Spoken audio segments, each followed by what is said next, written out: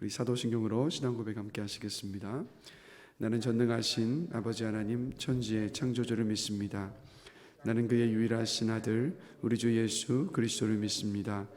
그는 성령으로 잉태되어 동정녀 마리아에게서 나시고 본디오 빌라도에게 고난을 받아 십자가에 못 박혀 죽으시고 장사된 지 사흘 만에 죽은 자 가운데서 다시 살아나셨으며 하늘에 오르시어 전능하신 아버지 하나님 우편에 앉아 계시다가 거기로부터 살아있는 자와 죽은 자를 심판하러 오십니다. 나는 성령을 믿으며 거룩한 공교회와 성도의 교제와 죄를 용서받는 것과 몸의 부활과 영생을 믿습니다. 아멘. 네, 오늘 함께 보실 말씀은 마태복음 11장입니다. 마태복음 11장 12절부터 19절까지 말씀 함께 보시겠습니다. 마태복음 11장 12절부터 19절까지 말씀입니다. 한 절씩 교독하면서 다 같이 한 목소리로 읽도록 하겠습니다. 세례 요한의 때는 지금까지 천국은 침노를 당하나니 침노하는 자는 빼앗느니라. 모든 선지자와 율법이 예언한 것은 요한까지니 만일 너희가 즐겨받을진대 오리라 한 엘리야가 곧 이 사람이니라. 귀 있는 자는 들을지어다. 이 세대를 무엇으로 비유할까? 비유하건대 아이들이 장터에 앉아 제 동물을 불러 이르되 우리가 너희를 향하여 피리를 불어도 너희가 춤추지 않고 우리가 슬피 울어도 너희가 가슴을 치지 아니하였다 함과 같도다. 요한이 와서 먹지도 않고 마시지도 아니하매 그들이 말하기를 귀신이 들렸다 하더니 인자는 와서 먹고 마심에 말하기를 보라 먹기를 탐하고 포도주를 즐기는 사람이요 세리와 죄인의 친구로다 하니 지혜는 그 행한 일로 인하여 옳다함을 얻느니라. 아멘. 여러분, 이 죄는요, 성경에서 말씀하는 죄는 하나님을 믿지 않는 것입니다. 그러니까 하나님께서 내 인생의 주인이시라는 것을 인정하지 않는 것, 이게 바로 죄죠. 그래서 아담과 하와가 선악을 알게 하는 나무의 열매를 따먹었을 때 사탄이 이렇게 유혹을 하지 않습니까? 이 나무의 열매를 따먹으면 너희들도 하나님과 같이 될 수 있다라고 유혹을 했습니다. 그래서 이 의미는 뭐냐면 하나님이 돼서 하나님을 의지하지 않고 하나님의 도움 없이도 살 수 있어. 저 열매를 따먹기만 하면, 이런 말이었습니다. 그래서 선악을 알게 하는 나무의 열매를 따먹은 사건은 아담과 하와가 이 잘못된 의미로 하나님으로부터의 독립선언을 했던 일이었던 겁니다. 그러니까 이제 하나님 없이도 나 혼자임으로 살 수 있다라는 이런 어떤 독립선언과도 같았죠. 그래서 여러분, 하나님을 인생의 주인으로 인정하지 않는 사람은 자기 뜻대로 자기 방식대로만 살려고 합니다. 구약성경 그래서 보면 하나님께서 메시아를 보내시겠다라는 약속을 선지자들을 통해서 계속해서 주셨습니다. 그래서 수천 년 동안을 기다렸던 하나님께서 말씀을 통해 약속하신 그 메시아 예수님께서 어떻게 됐냐면 이스라엘 사람들 그 눈앞에 서 계셨습니다. 바로 이 마태, 마가, 누가, 요한복음이 쓰여졌던 그 당시에요. 그래서 메시아로서, 그래서 예수님께서 하신 일이 뭐냐면 구약 성경에서 메시아가 오면 이런 일들을 행할 것이다 하셨던 대로, 약속했던 그 말씀대로 메시아로서의 그 일들을 예수님께서 하셨습니다. 그게 뭡니까? 병자를 고치시고 또 귀신 들린 자에서 귀신을 내쫓으시고 또 하나님 나라의 말씀을 가르치시고 또 뭐 오병이어의 기적 같은 사건들을 통하여서 아니면 비바람을 잠재우는 일들을 통해서 메시아이신 예수님께서 어떤 분이신가를 예수님께서 직접 사람들에게 보여주셨습니다. 자, 그런데 그때 당시를 보면, 예수님 당시를 보면 그 메시아에 대해서 약속되어 있었던 말씀을 잘 알고 있다고 했었던 사람들, 말씀에서 약속하신 메시아를 기다리고 있다고 입을 열 때마다 말하던 사람들, 즉 대제사장들과 바리새인들과 서기관들. 근데 이 사람들은요 모두 예수님을 인정하지를 않았습니다. 그 이유가 뭐냐면 자신들이 기대하고 있었던 그런 메시아가 예수님이 아니셨기 때문입니다. 그러니까 이들은 메시아가 오면 이런 분으로 생각을 한 거죠. 로마로부터 우리를 자유롭게 해줄 그런 메시아. 근데 예수님이 이 땅에 오셔서 하시는 일을 보니까 전혀 그런 일들을 하지 않으시는 모습을 본 겁니다. 또 옷차림이 자신들, 즉 바리새인들, 서기관들처럼 뭐 화려한 옷을 입고 있는 것도 아니었어요. 오히려 갈릴리 촌동네 출신으로 누가 봐도 너무 허름했고, 또 이사야서 말씀을 보면 예수님, 요즘에 예수님의 사진들을 보면 굉장히 잘생긴 백인 청년으로 나오지만, 사실 이사야서를 보면 예수님은요, 이 외모적으로 봤을 때 흠모할 만한 아름다운 것이 하나도 없다라고 말씀하고 있습니다. 그렇게 놓고 보면 예수님은 인물적으로도 봤을 때도 세상 사람들이 흠모할 만한 잘생기고 멋진 사람, 그런 사람이 아니셨다라는 거죠. 그러니까 외모적으로 봤을 때도 갈릴리 시골 촌동네 사람이고, 또 외모가 그들이 기대했던 것처럼 훤출나지 않은 사람이었던 겁니다. 이것도 역시 그들의 기대에 맞지를 않았습니다. 자, 이 정도도 실망스러운데 또 더 가만히 지켜보니까 항상 예수님이 누구하고 함께 하시냐면 세리들 아니면 창녀와 같은 어떤 죄인들, 이런 사람들과 늘 식사하시면서 교제하셨습니다. 거기에다가 종교 생활을 하고 있었던, 즉 바리새인들과 대제사장과 서기관들, 예수님 어떻게 하십니까? 막 호되게 꾸짖으시잖아요. 자, 이렇게 하다 보니까 이 전혀 자신들이 기대하던 그런 메시아가 아니었던 겁니다. 그래서 메시아에 대해서 예언된 말씀을 어떻게 했던 거냐? 이 사람들은요, 자기 멋대로 해석한 다음에 자기들의 바램을 가지고 메시아는 이런 분이시오라고 만들어 놓은 그 메시아이신 예수님을 기다리고 있다 보니까 이 예수님을 도저히 믿을 수가 없었던 겁니다. 도저히 받아들일 수가 없었어요. 그래서 분명히 예수님은 메시아로 이 땅에 오신 것이 맞는데, 이들 모두는 그 진짜 메시아로 오신 예수님을 인정을 할 수가 없고 믿을 수가 없었던 겁니다. 그래서 이들의 이런 모습을 오늘 함께 읽은 본문을 보면 16절과 17절에서 예수님께서 이렇게 비유를 하고 계신 거예요. 우리 다 같이 한번 읽어보겠습니다. 이 세대를 무엇으로 비유할까? 비유하건대 아이들이 장터에 앉아 제 동물을 불러 이르되 우리가 너희를 향하여 피리를 불어도 너희가 춤추지 않고 우리가 슬피 울어도 너희가 가슴을 치지 아니하였다 함과 같도다. 이 비유는 이런 겁니다. 어린아이들이 놀고 있었어요. 재밌게 놀고 있는데 다른 아이들을 보면서 야, 너네들도 우리하고 같이 놀자라고 아이들이 청하는 거예요. 그런데 그렇게 놀자고 청했지만 그 청함을 받은 아이들이 어떻게 한 거냐면 그 청하는 것을 무시하고 그냥 자기들이 하던 놀이를 계속해서 하고 있는 모습과 똑같다라는 거예요. 그 다음에 또 18절 함께 보실까요? 함께 한번 읽어보겠습니다. 요한이 와서 먹지도 않고 마시지도 아니하매 그들이 말하기를 귀신이 들렸다 하니. 여러분, 세례 요한은요, 여기 예수님께서 뭐라고 말씀하시냐면 13절에 보시면 모든 선지자와 율법이 예언한 것은 요한까지니 만일 너희가 즐겨받을진대 오리라 한 엘리야가 곧 이 사람이니라 라고 말씀하고 있습니다. 즉 누구냐면 세례 요한이 예수님께서 오실 길을 예비하라 하셨던 이 마지막 선지자라는 뜻이에요. 성경에서 예언된 그 선지자. 그래서 여러분, 세례 요한은 광야에서 예수님께서 오실 길을 예비하고 있었던 사람, 외쳤던 사람이죠. 뭐라고 외쳤습니까? 회개하고 회개에 합당한 열매를 맺어서 메시아이신 예수님을 맞을 준비를 하라고 외쳤던 사람이 바로 세례 요한입니다.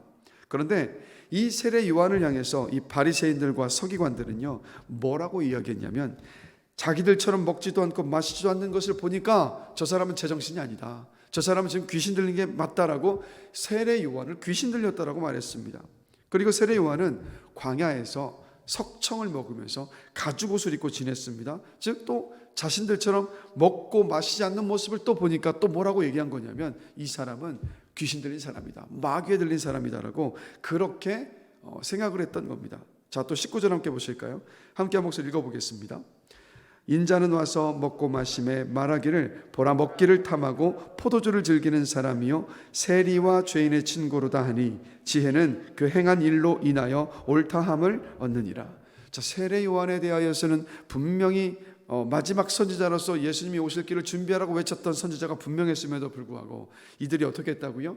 귀신 들린 사람이다 라고만 완전 세례 요한을 깎아내려버리지 않습니까? 근데 예수님에 대해서는 뭐라고 말하냐면 이렇게 말하는 겁니다. 예수님께서 항상 세리와 창녀와 또 어떤 같은 죄인들, 그러니까 예수님 당시에 소외된 사람들과 함께 늘 함께 식사하시면서 교제하셨습니다. 근데 그 모습이 못마땅했던 거예요.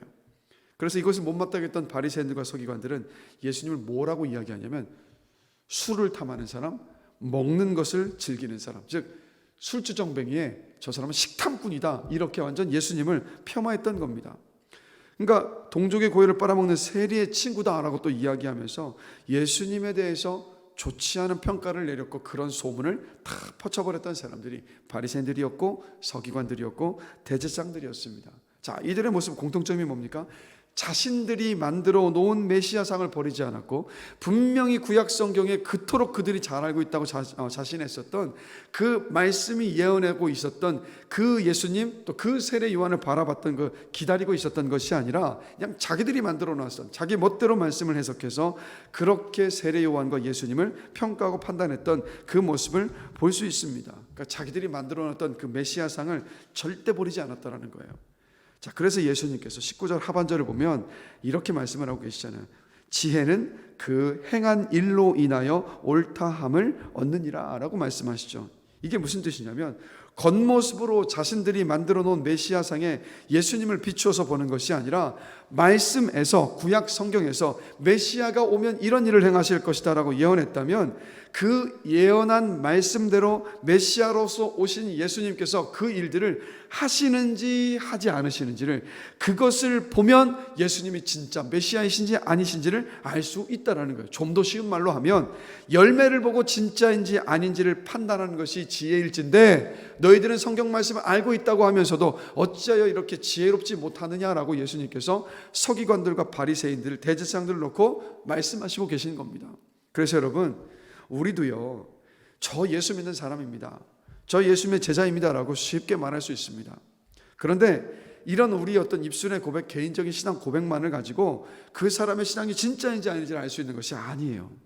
그 사람의 무엇을 봐야 되냐면 입술의 고백만을 볼 것이 아니라 입술의 고백도 봐야 하지만 고백에 따른 그의 삶을 지켜보면서 그의 삶 속에서 정말 예수 믿는 자의 삶의 모습이 보인다면, 말씀대로 살아가는 그 모습이 보인다면, 그렇다면 그 사람이 정말 예수 믿는 사람인 거예요.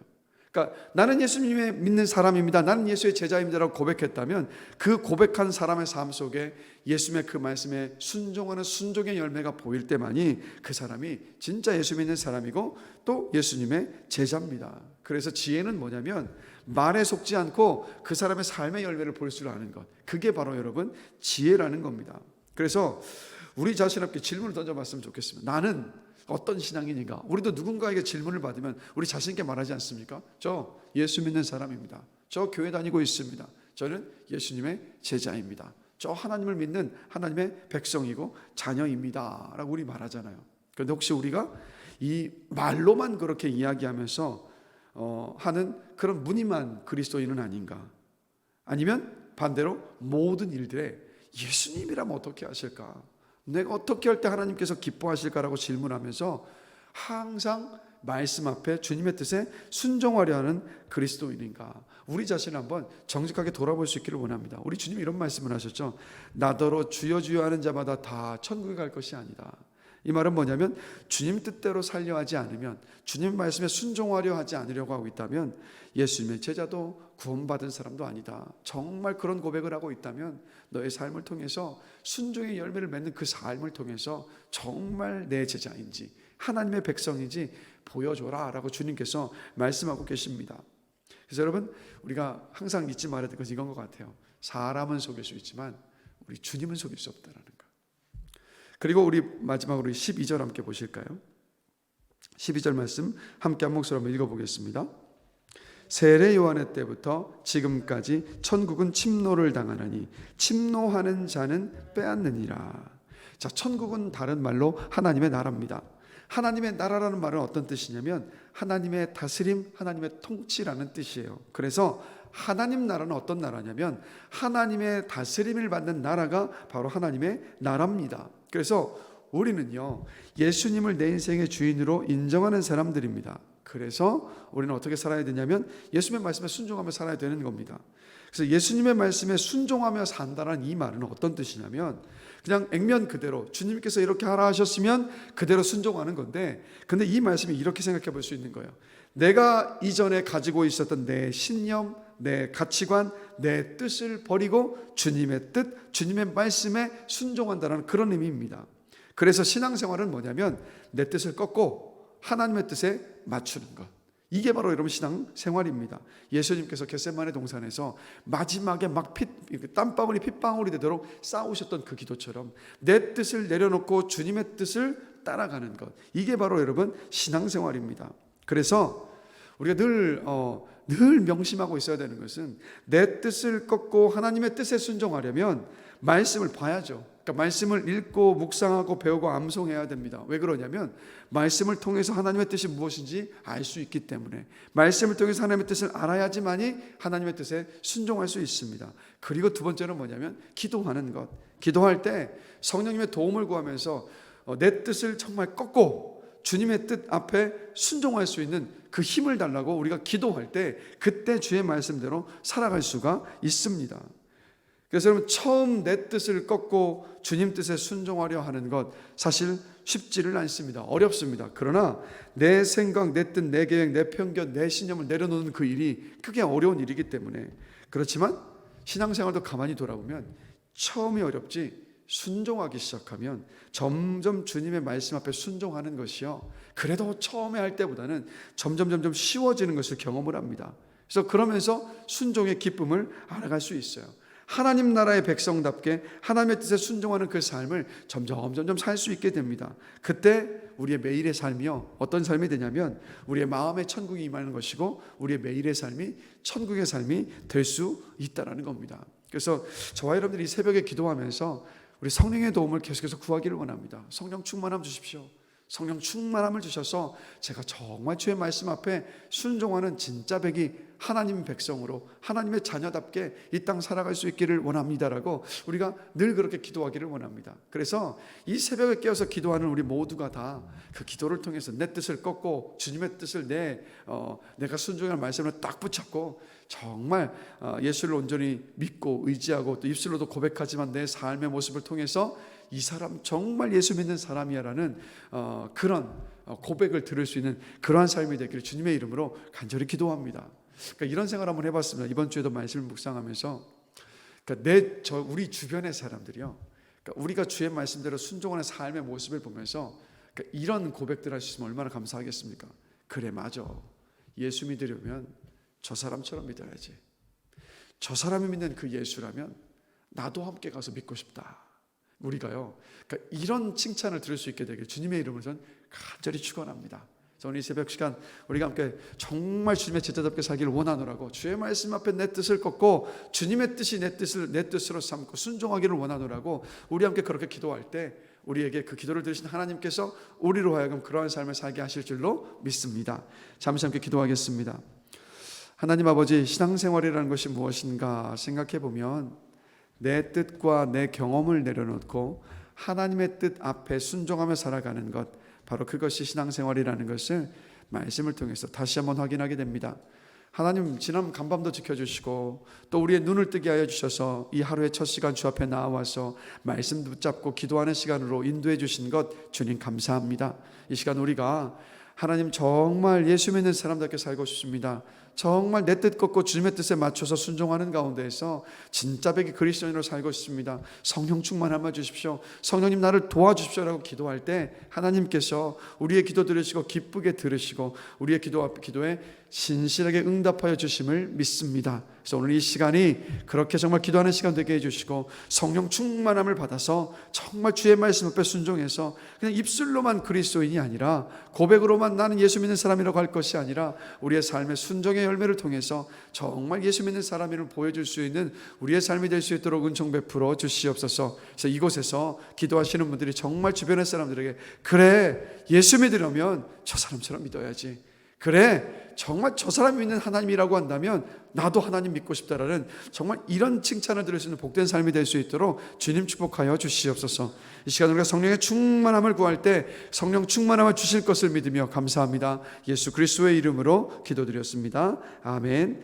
하늘에 계신 우리 아버지, 아버지의 이름을 거룩하게 하시며 아버지의 나라가 오게 하시며 아버지의 뜻이 하늘에서와 같이 땅에서도 이루어지게 하소서. 오늘 우리에게 일용할 양식을 주시고 우리가 우리에게 잘못한 사람을 용서하여 준 것 같이 우리 죄를 용서하여 주시고 우리를 시험에 빠지지 않게 하시고 악에서 구하소서. 나라와 권능과 영광이 영원히 아버지의 것입니다. 아멘.